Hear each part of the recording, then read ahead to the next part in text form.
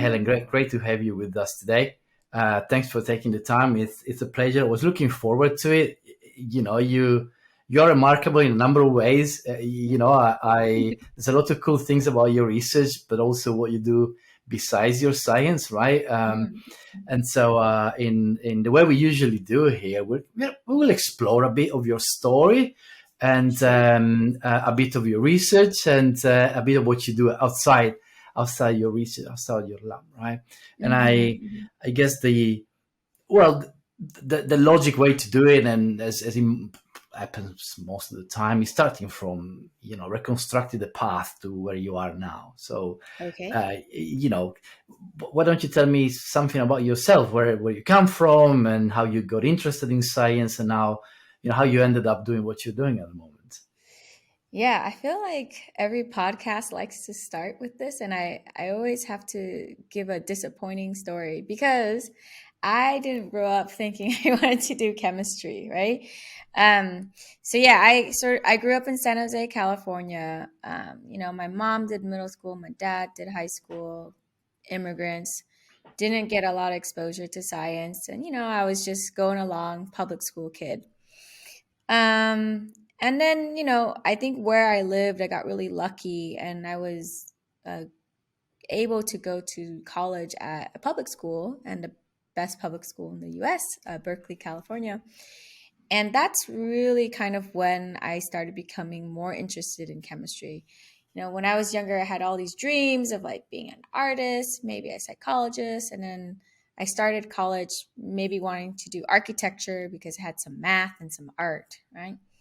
And because I didn't really have a lot of guidance in college, I didn't really know what I was doing. I sort of just took whatever classes everybody took. So, the science people, or the med school people. So I took, physics, biology, and chemistry.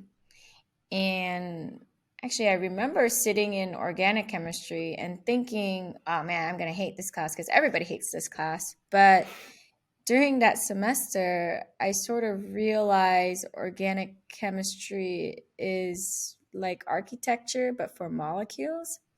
And then I got really excited because there's this artistic side to me, like this idea of like putting things together and building them. And depending on how you build it or what building materials you use, you can get this thing that has emergent properties. Like this building is going to be greener or more strong or stronger because of these ways that I designed it.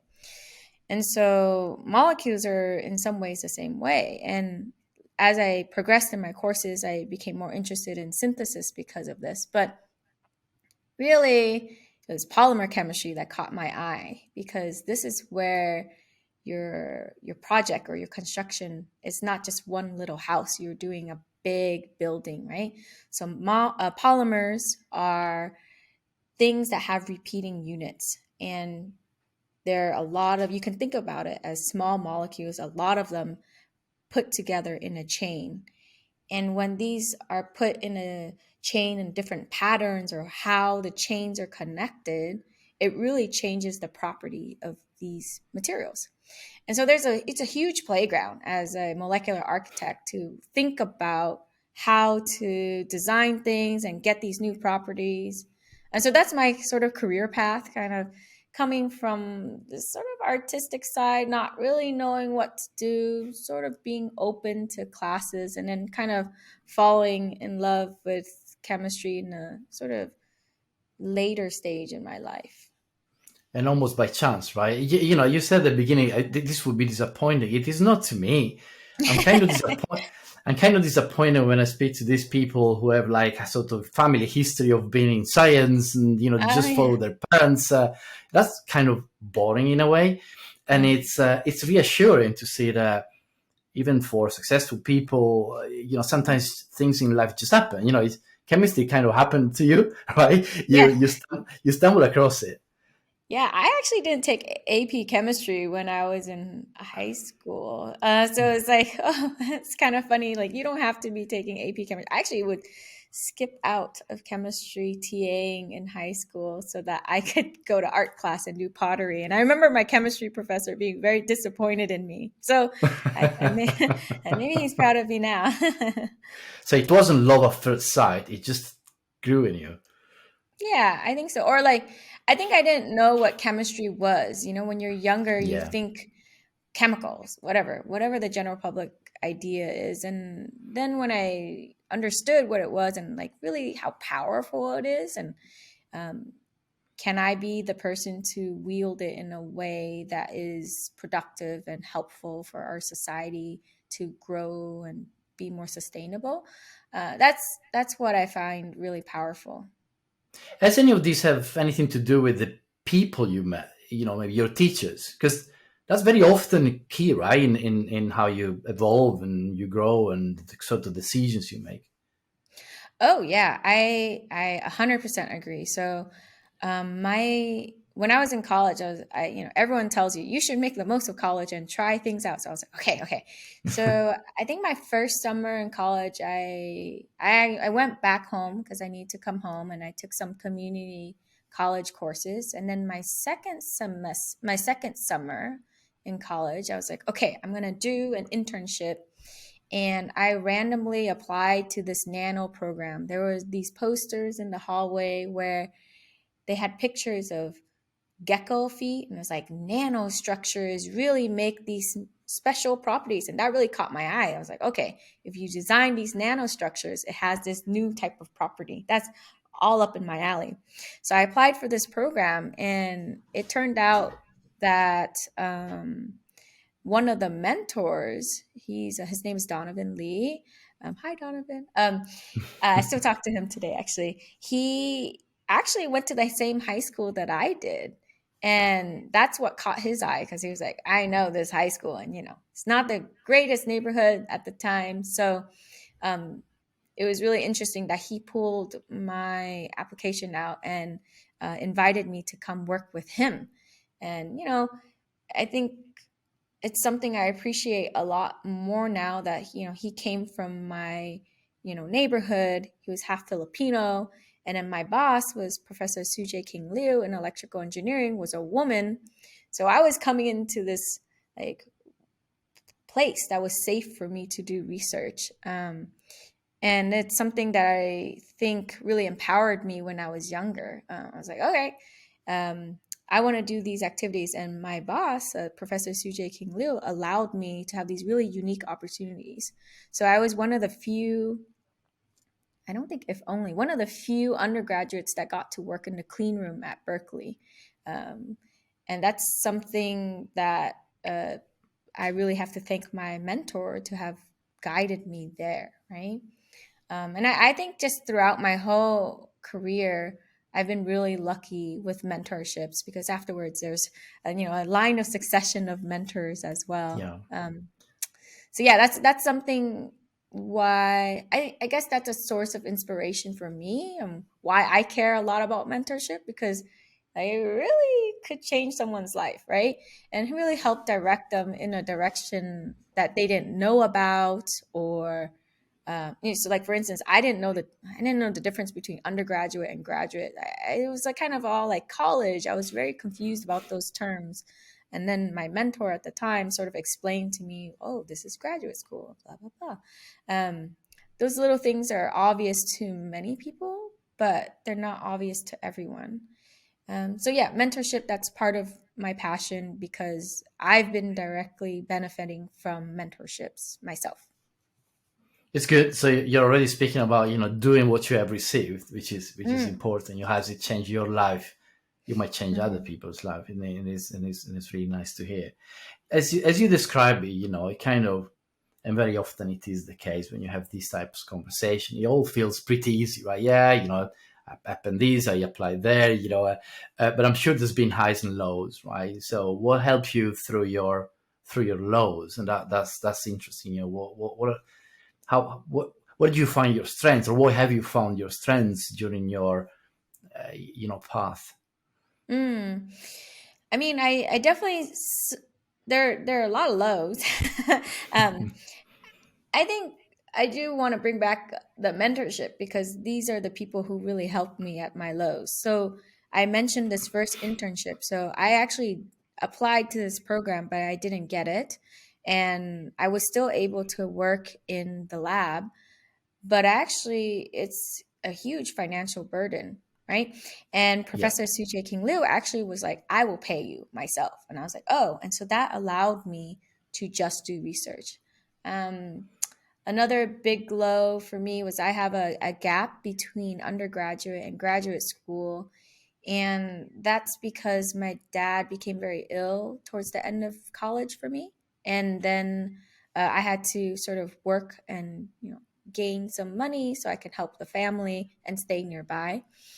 And my mentor, Dr. Ronald Zuckerman, was really thoughtful about trying to get me a good salary as a research assistant there, and being very supportive and understanding of my situation, and then really helping me launch to the next stage of my career as well. And like my dad passed away right before graduate school. And then my next mentor, which I was really thoughtful about who I wanted to work for, was Professor Luis Campos. I sort of explained to him, like, this is a very stressful situation because I have to come home and figure out a lot of these logistics. And he's sort of there for me and very understood my position and accommodated for me, and they created a situation for me to succeed, right? So a lot of my lows, I will say that my mentors have really stepped in. And that's why I think mentorship is really important, and really could change someone's life. Um, yeah, I'm really hunkering down on the mentorship point, but I can Oh, probably because think, probably this is important, right? And yeah, yeah. and and how much you think you have been lucky, right, in meeting the right people, or um, lucky in just stumbling across opportunities? How much you think you've been determined to pursue those? Because it's a balance. It's obviously it's not a black and white thing, but what's your feeling?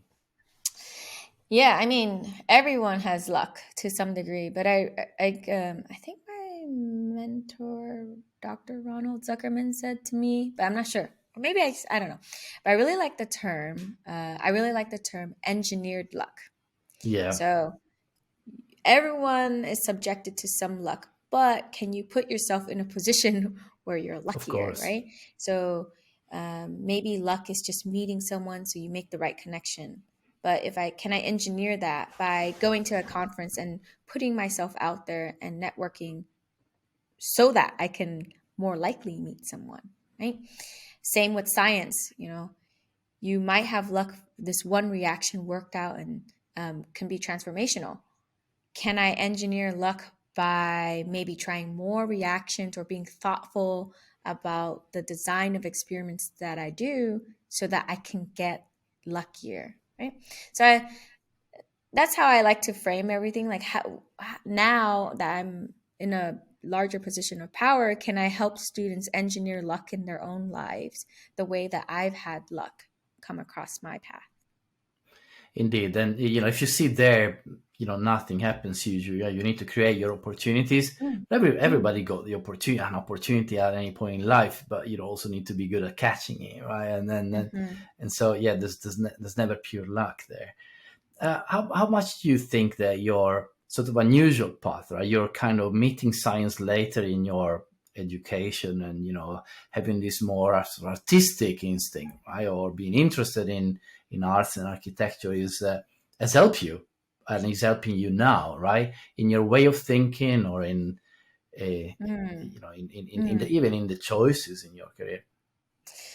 So I think first off, I just want to say I've met chemistry later in my life, but later Yeah, was still young, very yes, young. yeah, yeah. Right? It's It's true. college. It's There are true. people who discover it much later. It is true. So I feel it. It's just I'm not one of those people who are like, I remember when I was 4 years old and I played with this chemistry kit and I knew I was gonna be a chemist. Like, that's crazy. That's another league. Um, So I just want to point that out because I think there are people who are still discovering what they want to do, and you can still discover a love for chemistry in your 30s or 40s, right? Indeed. Um, right. Let's go back to the question. The question My was, question was how much your sort of more of a artistic nature, right? Your original oh, interest for art and architecture is has influenced you and is possibly influencing you today. So I think, I mean, I actually think there's a generic answer that I could say about how being, you know, interested in art has helped me with science communication, right? I right. really be thoughtful about how I make figures or how I present slides. No Hmm. doubt that has been helpful. But I actually think the biggest thing art has helped me with my job is sort of how I frame myself and what how I define success. Because as a faculty and as any young professional, you're constantly sort of comparing yourself with other people. And what is a successful person? Is it a person that publishes a lot or um, creates a startup or whatever? There's really no definition, right? Success is not one definition at this stage. And so for me, art has helped me define myself on what I consider successful. So I think that I am able to become a professor, but use art as a way of communicating makes me unique in my special way, in addition with mentorship. So yeah, that aspect is something that is often overlooked, but I want to bring it up because I feel that this job could be, overwhelming. But for me, art has sort of been the pathway to make me feel like a reminder that I'm on the right path and I'm doing this the way I want to do it and communicating the way I'd like to and what I think is most effective. And it's also my creative outlet. So it helps a lot with my mental journey as a professor. It makes sense, and it's very interesting you're saying that because I Mhm. if there is one thing that I believe is usually quite lacking in the scientific community in general is communication, right? I think Mhm. maybe the newer generations are better from this Oh, yeah. perspective. So many of Um, them are amazing at graphics yeah, now. Yeah. yeah, but you just need to look back a few years and also the mindset. I mean, I guess there wasn't this sort of understanding that you need to communicate science properly. It's not just a matter of finding or making the discoveries, developing the technologies. It's also the fact that you have this duty of making it understandable and communicate about it, make it clear to a Mm, broader audience, right? Not everybody, perhaps, but I think scientists in this ivory tower. I mean, it's a thing of the past, and probably mm, need to mhm, get along. And and mm. and I know you are very active, and this is very close to your heart because you do a lot for science communication, STEM, and if you don't mind, I'm gonna go there later because I think it's Sure. just about Yeah. time to jump into your research. Okay. You mentioned it. You work on polymers. You are maybe in a nutshell a polymer chemist. Your research focus is on these bioelectronics or biocompatible electronics. But Mm. why don't you describe your research because you would do a much better job than if I tried. Okay, I'm gonna try to pitch my grand vision of like what I I want. like So visions. it actually ties in with my group logo too, if you ever see it. I did. So like for me, I'm really interested in thinking about how can we make electronics more harmonious with the body. So the first stage of that is thinking about how does the body work, right? Often you have these really complex functions from proteins and other things that are all happening inside our body. And to build these machines, they're quite basic building blocks like peptides. But when they come together, they have these emergent properties, right? So you have these Hmm. simple building blocks, you put them together, and you get something new out of that property. So in my group, we think about self assembly a lot. How do we make these sequence specific polymers similar to things like peptides? They're called peptoids. And can we design the right sequence or the using the right building blocks that when we put them together, we can make something greater than its starting points? And then can we think about these materials when we're making them? Can we have them interact with the body in a way that is harmonious so it doesn't elicit an immune response? Can it be soft and dynamic the way that our bodies and organs and things are constantly moving, right? And then in the long term, one thing I really appreciate about our body is it's constantly regenerating. We're getting new layers of skin. Things are being recycled within our body and disposed of. So, can we make these new devices inside our body or new types of electronics degrade, or can we get them to recycle? So that's sort of the idea of my group. Can we think about how we change the design of new electronics so that they're harmonious with our body? And that's also the inspiration for my logo.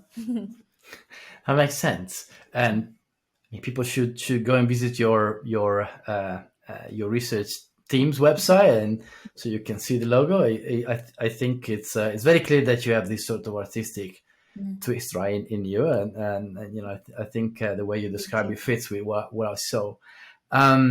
The So the way electronics interact with the bodies at the moment is fairly, oh well, I don't know, fairly basic or fairly traditional. The electronics that go Mm, in contact with the body aren't that different than the ones that live outside of it. We're still using mostly metals, right? Or there are some polymer material. I'm sure they are advancing, but what you're really looking for is something completely different.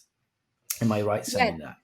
there's I think there's quite a bit of advancement in biomaterials. Yeah, And the key is, can we use what we learned from biomaterials and translate that to bioelectronic materials, right?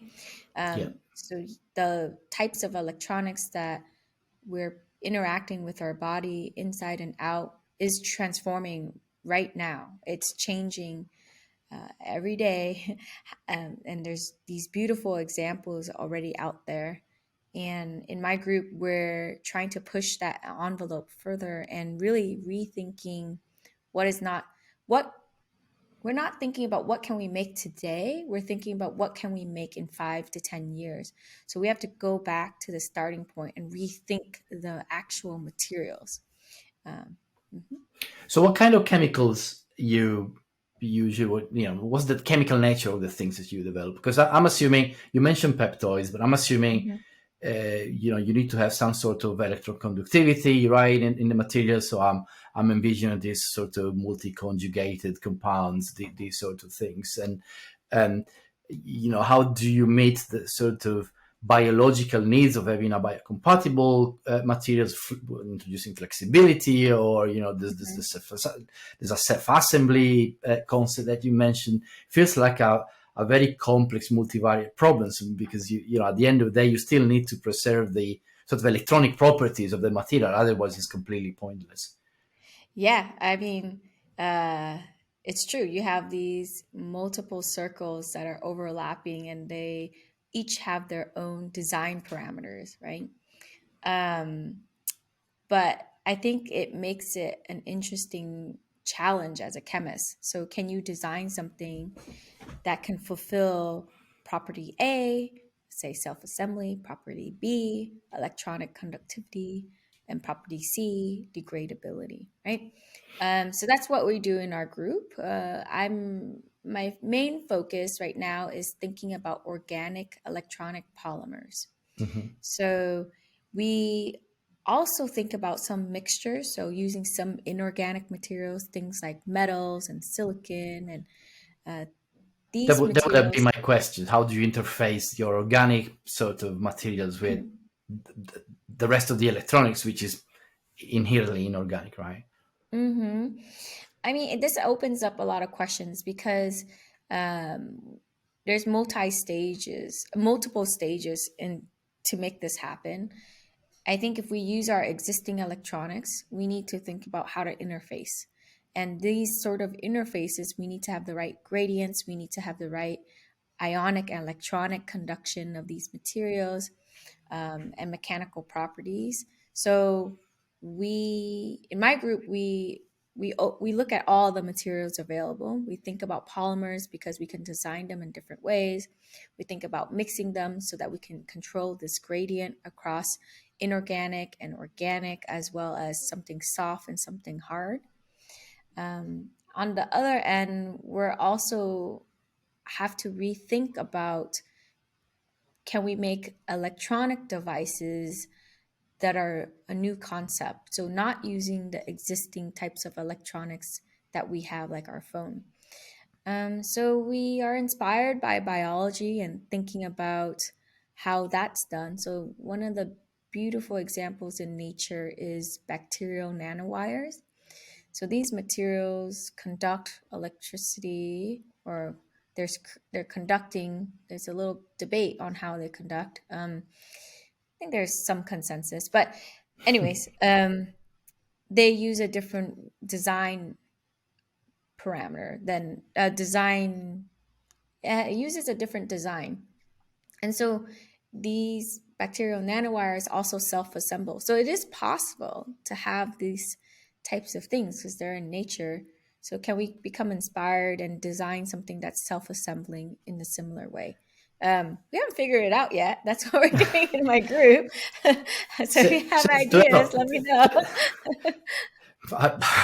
well, you're asking the wrong person very clearly. But I would have asked you. But it's so when you're thinking about a new paradigm here, is he and you're thinking about a new way of pushing the envelope and thinking of an electronic device in a new way. Are you really thinking about being able to create a transistor type of thing in with a biological material? Because at the end of the day, Mhm. that's what an electronic is, right? It's a series of logic gates. Yeah, you need to do some sort of computations, and it uses Mhm. electronic charges in Right. in a semiconductor material in a normal electronics. I don't know how that could Right. work in a biological system, but it's kind of Um, interesting. I'm thinking as you speak about it, it's kind of developing in my mind. that's the dream. I think a first starting point for us is really going back and just seeing, can we make sequence specific polymers that are conducting and self-assemble into structures that resemble things in electronics. So I'm really excited about 2D materials, Right. not necessarily 2D materials like graphene, though I am excited about those. But can we make self-assembling structures that are conductive, that are like a sheet of paper? Because this is the basis of a lot of electronics. Like, how do you make a transistors? They're often a series of layers on top of Pretty each much, other. yeah. So if we take a step back, can we even make a layer that is conductive? Can we make a layer that's semiconductor or serves as an insulator? That's our first step right now. How do we do that inside aqueous or biological conditions? Then once we get that, maybe that's when I'll get tenure. Then I'll think about how to bring these Probably get pieces more than that. together. Yeah, When I get there. yeah, yeah. um, and then can we start thinking higher level and putting these films together and constructing them in a way um, that can resemble electronic structures? And I think we have to move away from a flat planar system and think about dynamic electronic devices self-assembling into a transistor in solution. And can Right. they function? They may not function exactly the same way, and they may not function as well if you use the same metrics, but these devices may be a really nice complement to existing electronics.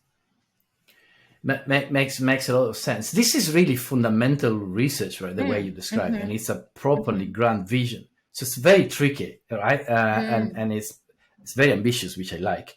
But I'm assuming is how do you pitch it? How do you get your funding? Is there anything more applied, or is there any more concrete problem that maybe as a side project or as a sort of part of your right. grand scheme that you kind We of help you Yes, get in there? we definitely have more like we're a spectrum of fundamental to applied. I Yeah. I have some other projects that are like, oh, we're making this polymer elastomer so that we can put it on a robot so it has the right mechanical properties and stuff like that. Um, I'm going to use this moment to rant a little bit that there needs to be more funding for fundamental research Do it. I would because agree with that's you. where, well, I mean, um, well, there's so many rants about that. I guess I just wanted to say that because that really is, if you want to make changes, you can with applied research. If you want to make transformational changes, you have to go back and look at the fundamentals. Indeed. I also think fundamentals are a great way for training graduate students to think and dig deeper into concepts.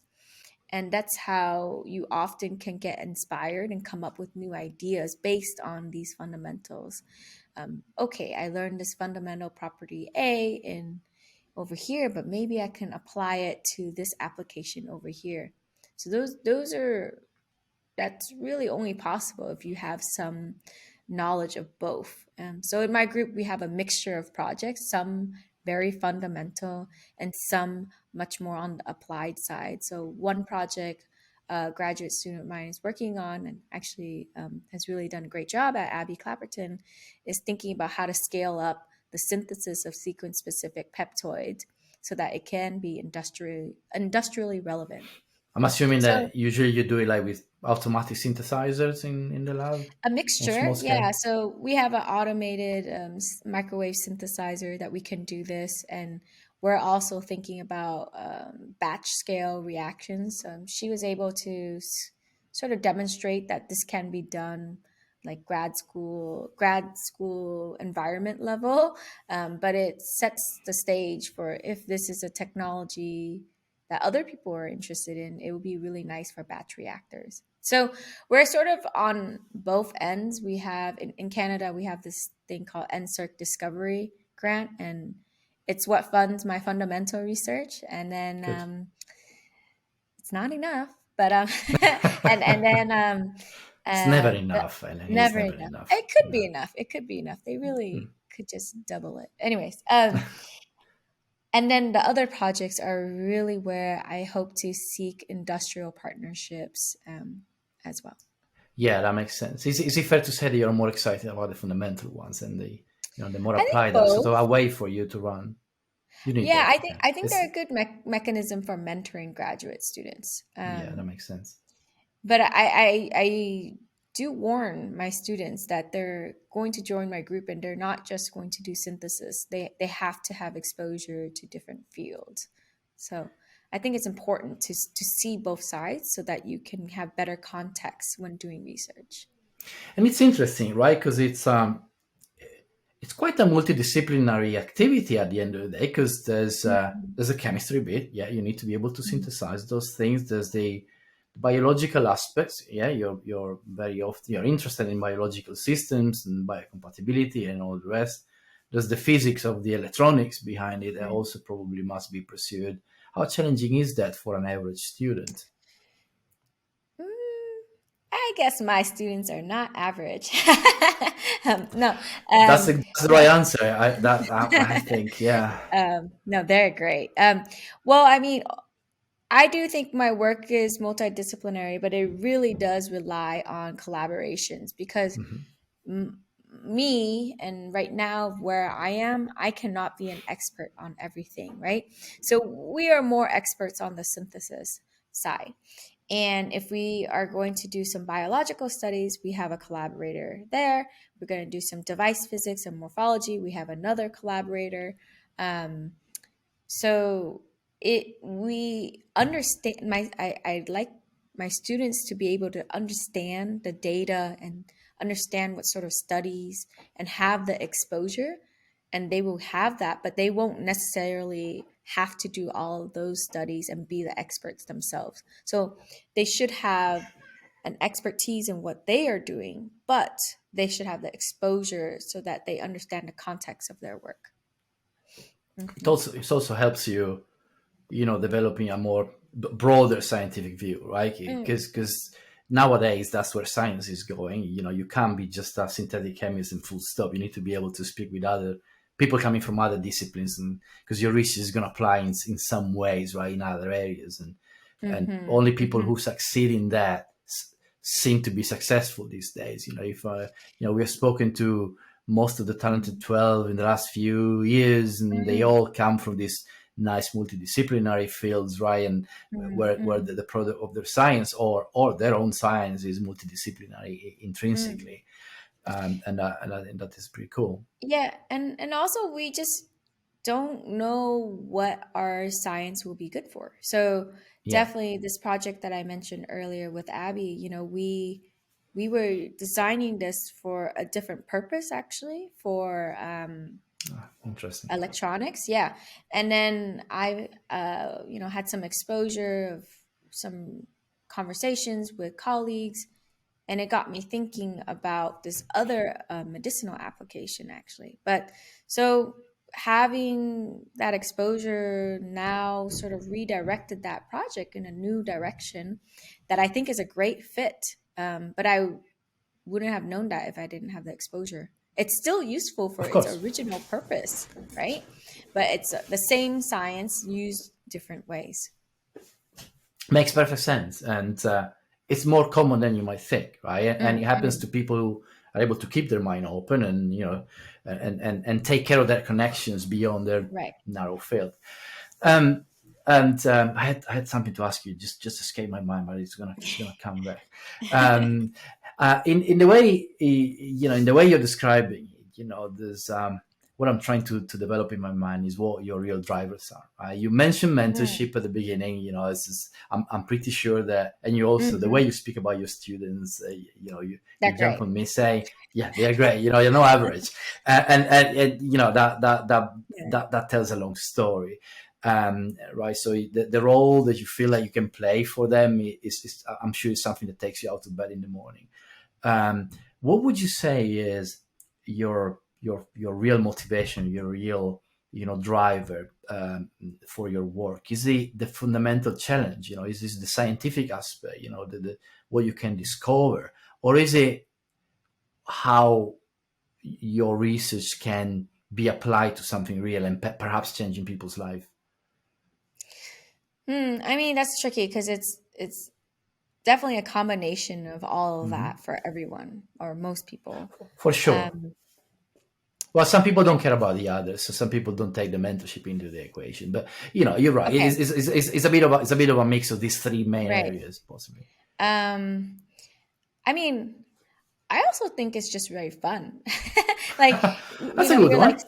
yeah, that's it. Like, I for sure, I think my what is that word when what brings me a lot of satisfaction day to day is seeing that is putting more energy. What brings me a lot of satisfaction day to day is putting more energy into mentoring and helping younger people figure out what is the right career path for them and really enjoy and make the most of their PhD or master's. That's my day to day satisfaction in the job.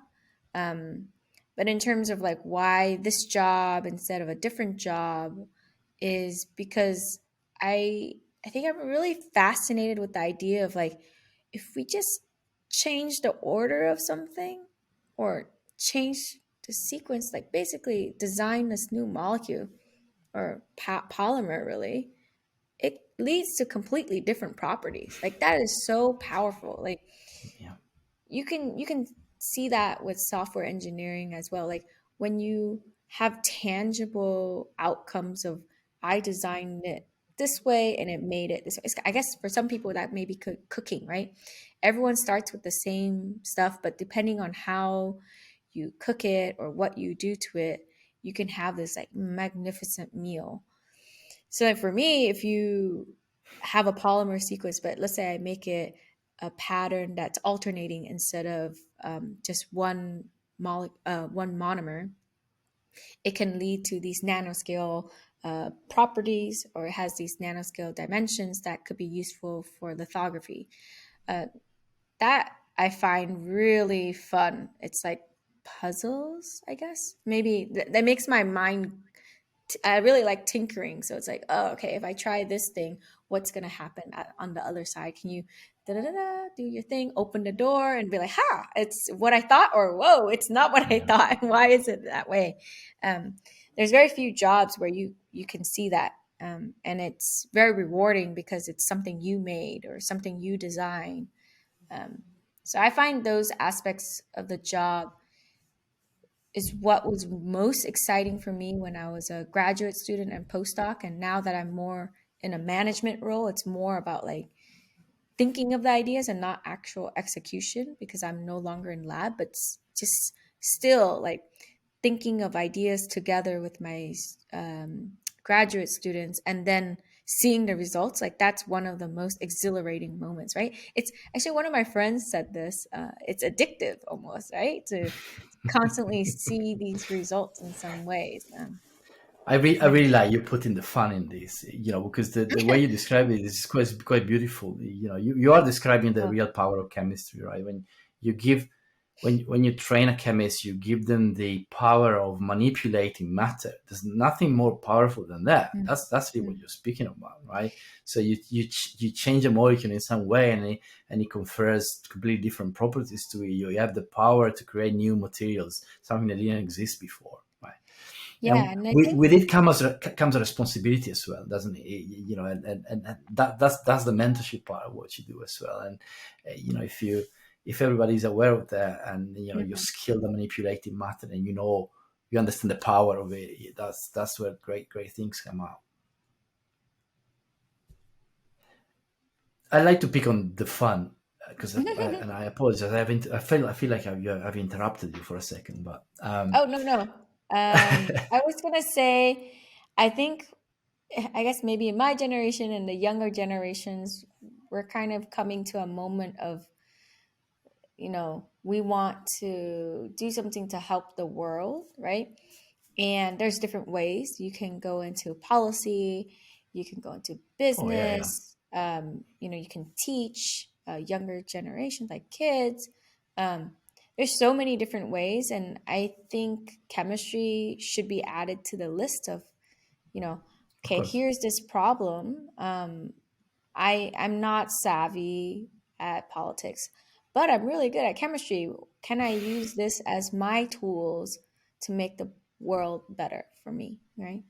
Definitely, but I like where you're putting the emphasis, right? Because in a way, I want to save the world sounds a bit cheesy, right? Yeah. And You're honest. I feel like everyone goes through an existential crisis of like, why am I Oh here? yeah. What am I doing? What is it meaningful? And Yeah, so being able to say, people need satisfaction from their jobs. So um, this is becoming more important to people, I think, especially the younger generations. And so reframing it as a potential career path to do that is something as an opportunity I see. It's something I think is an opportunity. it really resonates with me. I'm not a young generation, but Still the people. young. Thank you. Yes, I'm young inside. That's what I like to say. I'm kind of nine inside.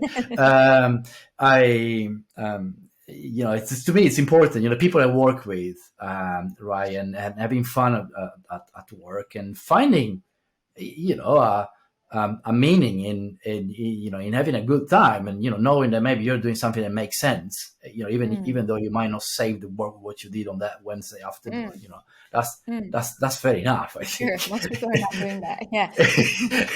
Yeah. No one I, is day to day. Yeah. Yeah, of course. I want to go back to the fun because this is really good and really powerful. And when I was looking at your website, Hmm. when you get into your scientific communication part or your involvement with STEM, Mhm. I found it really fun that the spin you give it, at least on the website, you Mm. can tell this is important to you and you're enjoying it. And you also have a small orange statue of yourself on your back Yeah. that's kind of related. And we were speaking about it before starting recording. I'd love you to explain us about it. I don't know. I'll let you start from whatever you like. Can you tell us a bit more about your involvement in this? Sorry. Yeah. So when I was a postdoc, I saw this call where you can be selected as one of the if then ambassadors, AAAS if then ambassadors. Sorry, I'll say that over. Okay. So when I was a postdoc, I saw this call where you can apply to become an if then AAAS ambassador. And the call was to highlight people who've done some outreach and representation of women in media. And so I applied, and I was a little surprised that I got it. So it was a good lesson to apply for things even if you don't think you're super qualified, because you might be. Um, and really, it was an opportunity. I saw it as an opportunity to do more. Um, and so, as part of the program, they gave us a lot of opportunities to interact with students, as well as be on, can we took photographs and we can use them in any of our purposes, and museums would also use them for their purposes. Like, I think my photo was used on the Girl Scout workbook and the AP chemistry workbook, actually, I think. Nice. Um, and then as part of the closing exhibit, as part of the closing event of our ambassadorship, they took 3D scans of our body and created a life-size statue of us and placed it in the Smithsonian. And there was a day where they invited everybody, and there's always people floating around the Smithsonian's anyways. And then they invited all of us to come and speak to the general public, especially the younger generations. Um, so that's why they sent us this. This is like a little gift, I guess, of our statues that were now floating somewhere. Maybe it's in Houston right now, I think. But yeah, so I think it's something that has really motivated me to continue doing science communication to the general public. I really think my role has changed quite a bit, because now I'm, no longer a student, I'm getting older.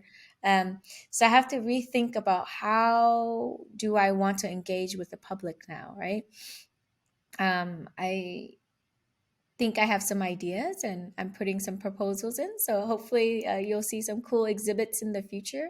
Um, but yeah, it's something that I think is important to do, because in high school, somebody came to my school and gave a talk about Berkeley. And so that's why I applied to Berkeley. Some random Yeah. outreach, some random college. I don't even know who it was. I think I just looked back recently. I think I only applied to 3 or 4 schools. I didn't really, A, very expensive. B, just not knowing what to apply to. And I was very lucky that I grew up close to Berkeley. So these little events for the students out there that they're doing, I think it really could change lives. And also all the students out there doing a lot of service, doing a lot of outreach. These are professional development skills, in terms of time management, science communication, and interacting with people. So yeah, those are my general thoughts about that. And I'm now reaching a point, like really reimagining how I want to interact with the general public. So I'm excited about this next stage, and hopefully next time I can tell more about it. Well, I look forward to it. And perhaps we can have another chat. This is really important to me. I like it a lot. I think we don't speak about science often enough. We don't speak about science enough, I would say, right? Mm, Or at the right level. And mm, and and I still think that science needs to be a bit more, right, the part of of everybody's day to day. There is this general skepticism in the world, which is wrong, and it stems for something, and probably one of the reasons is that historically the scientific community hasn't paid enough attention to communication to the broader audience, and well, I'm glad there are there's people no like yourself. there's no incentives, right? Yeah, well, that's right. That's right. Well, there's not a lot of incentives. So I think it's a multi-pronged problem. So not just the scientists, but like if there was more value placed on that somehow. But yeah, that's a whole different discussion, I guess. But yeah, it's a good point though, right? So what? How do you find the time for it? Is it really going back to your path and understanding the importance that Mm. the right communication and meeting the right people have had on you, and so you want to give back? Is that all, or is there more to it? Um, well, I think that was true when I was a postdoc. I think since I've started my faculty position, I haven't done as much in my, well, I've done like podcasts. So I have to like reevaluate how I want to do my science communication. I guess it's just very different, right? I wasn't doing Yeah, podcasts as a grad student, but now my science communication is like podcasts and like more talk based and stuff like that. So, I don't know. I think it goes back to what I value and how I define success. And right. to me, success is being able to communicate my science and why the general public is funding our research, and That's a get good people point. excited about it. Um, so, yeah, it's a high priority for me, and because that's how I define success. But everybody defines success differently, and you can be driven by metrics, because that's how you get more funding as well. So there are bigger problems, and I think that's why many people are not excited about science communication. There's no reason to do it, right? In Well, there's terms no of like, immediate reason, right? That no, yeah, well, I it's not guess, worth a publication for somebody, right? But yeah, yeah, yeah. So there it's is a deep. I think there's a deeper issue there, and it's just very tricky, right? Because you're, as a professor and as many scientists, they're being pooled in so many different ways that I didn't understand when I was not in this profession. So you just have to prioritize things, Yeah, and people prioritize some things, and I prioritize this. there are a few scientific celebrities though, and they Oh, for play a sure. role. Yeah, yeah, Yeah, for sure. do you think we need more? Do you aspire to be one of them? I think I need to push my research up to a level of credibility first, but Hmm. I don't know. I don't, I don't have strong desires to be a celebrity or anything like that. Well, I there'll be think, nothing bad about it. yeah, I don't think that's something. I don't know. I always think about like, what do I want to get out of this? And one of the things is reaching communities and inspiring people so that they can bring their voice into science. So my family, I often think like I have one foot here and one foot in a very different community. So I often think about my nieces and nephews, and like, how do I get people like them excited about science? And um, I think that's a Well, stronger they have motivation their for own with me. a statue in a museum. I mean, that must be inspiring, right? Well, yeah, and thinking about accessibility for everyone, right? Yeah, So they're not necessarily people who would go to a museum, right? sure. So I think those sort of problems interest me more. They feel more meaningful. Um, but yeah.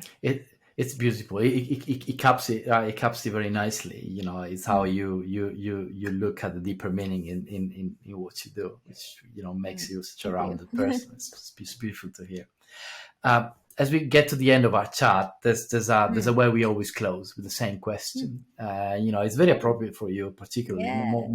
more than for most, I think. It's now that you have accomplished something and you have still a lot in front of you, but you're probably in a good moment where you can stop and look at someone that just starting their career. What would be your suggestion, your recommendation? Oh man, I'm not gonna lie. You definitely emailed me this question so I could think about it, and I didn't think about it. Let's I see. actually did. You did email me, and I Yeah. saw it, but I didn't think about it But because it's my fine. life is It's chaotic. nice if it comes more natural. So you have the No, time no, no. to think about it. I mean, I think this is the same piece of advice that I give to anyone who's starting up their career. There's sort of two. One specific to a professor and one just broadly. Like, you need to define success for yourself. Like, figure out what success means. Does that mean getting that high paying job, period? Does it mean interacting with the community, period? Or some combination? You can't have it all, right? And so you need to figure out what combination would make you happy and how you would what are the metrics to make you feel that you are successful. And that's important because everybody's going to be successful in their own ways, and you'll always there will always be someone better at you at A, B, or C, right? So figuring out your metrics for success and what you will be happy for is something I think is very important, and it's something that I do a lot, as I mentioned earlier today. Yeah. And then for those who want to become a professor, I really want to give words of encouragement for those who are doing a lot of service, a lot of mentoring, a lot of outreach. Those skills that you are gaining are incredibly important for being a professor. I do a lot of service, a lot of administrative tasks. I manage people. I figure out schedules. These are things that don't translate into metrics of success to get a professorship, but I think they are incredibly useful to be as a professor. So I think those are things that many people undervalue, but I highly value. Helen, thanks a lot. It's been different. Yeah, you have an interesting way of thinking, and I've enjoyed this a lot. So thanks a lot for being with us today. Yeah, thank you for having me on today.